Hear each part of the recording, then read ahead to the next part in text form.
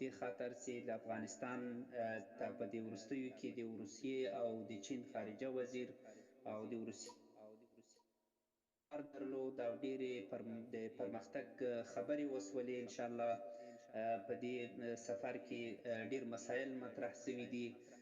که څه هم چې د امریکایانو همدغه عادت ده، د دوی رواج ده، همیشه دوی کوشش کوي چې ټول هیوادونه د دوی تر امر لاندې وي، د دوی تر کنټرول لاندې وي، او دوی په هر ځای کې باید مداخله وکوي. خو اوس هغه وخت نه ده. په افغانستان کې الحمدلله دوی ماته خوړلې ده، دوی شکست خوړلی ده، دوی دلته هر څه له لاسه ورکړل په کوم نیت چې دوی راغلي وو.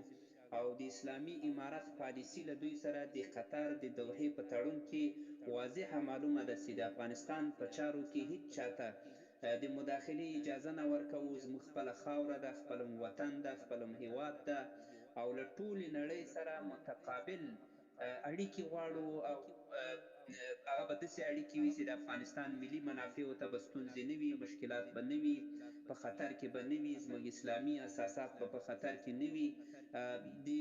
په دې رقم سره اسلامي امارت له ټولې نړۍ سره ښې او متقابل اړیکې غواړي.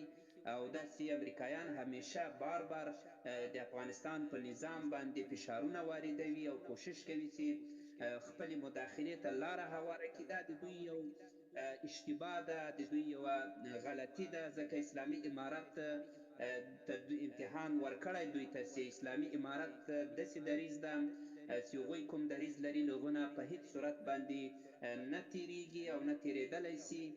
ځکه چې د مذاکراتو په وخت کې اسلامي امارت دا ثابته کړه دوی ته چې دوی هر څومره فشار راوست، بمونه یې ورول، حتی د بمونو مور یې استعمال کړه تر څو د اسلامي امارت په مذاکراتي ټیم کې چې کوم مشران دي هغوی تنزل وکوي. خو الحمدلله تر اخیره مستقیم او همداسې کلک په خپل دریځ باندې ولاړ وو. او یوه خبره وه چې تاسې به له دې خاورې نه وځئ، له دې وطن نه به وځئ، نور موږ له تاسې سره کومه بله معامله او بله خبره نه لرو، تاسې ته لار درکوو، تاسې کډه بار کوئ، ووځئ له دې وطن نه. همدغسې تقریبا 18 میاشتې زما په نظر هغه مذاکراتو دوام وکړو. بالاخره امریکایان مجبوره سول او هغه موافقه وسوله او دوی له افغانستان نه ووتل. نو په هغه کې ډېر تعهدات دي چې هغه باندې باید امریکایان ودرېږي، کلک ورباندې ودرېږي، او دوی د افغانستان په داخلي مسایلو کې هیڅ مداخله ونه کړي. او افغانستان هیڅ چاته خطر نه ده، دا اسلامي امارت لیکلي دي. او د افغان صاحب در سره ده دلته. امید افغان صاحب که زما غږ اوري نو تاسې مو خپل مایک خلاص کړئ، مهرباني.